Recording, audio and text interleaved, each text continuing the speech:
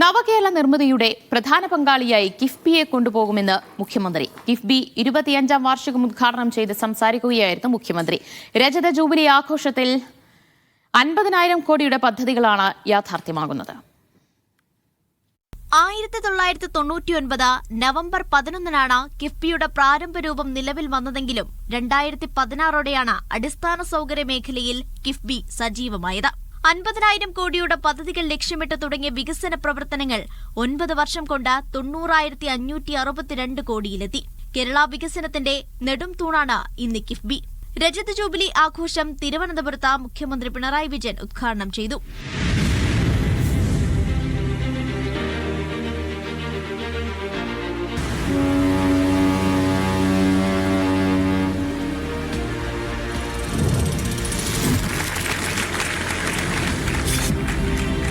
രാഷ്ട്രീയ വേർതിരിവില്ലാതെ കിഫ്ബി പണം സർക്കാർ ഉപയോഗിച്ചുവെന്ന് മുഖ്യമന്ത്രി.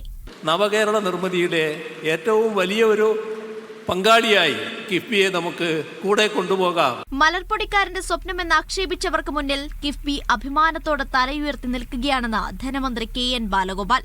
ഇതിനെ തകർക്കാൻ ശ്രമിക്കുന്ന തരത്തിലേക്കുള്ള ശ്രമങ്ങളും വന്നിട്ടുണ്ട്. പക്ഷേ അതിനെയെല്ലാം നേരിട്ട് ഇത് കേരളത്തിൻ്റെ വികസന കാര്യങ്ങളിൽ ഏറ്റവും പ്രധാനപ്പെട്ട ബാക്ക് ബോണായി മാറുന്ന ഒരു നിക്ഷേപ സഹായിയായ സംവിധാനമാണ് ഇന്നിപ്പോൾ എല്ലാവരും അംഗീകരിക്കുന്നത്. കിഫ്ബി വഴി ഇനി വൻ പദ്ധതികളാണ് വരാനിരിക്കുന്നത്.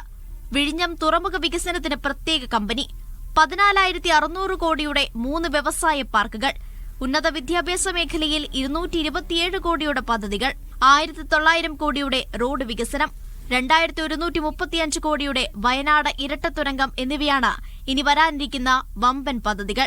രജത ജൂബിലി ആഘോഷ ചടങ്ങിൽ CEO ഡോക്ടർ KM എബ്രഹാം ആമുഖ പ്രഭാഷണം നടത്തി. ധനമന്ത്രി KN ബാലഗോപാൽ അധ്യക്ഷനായിരുന്നു.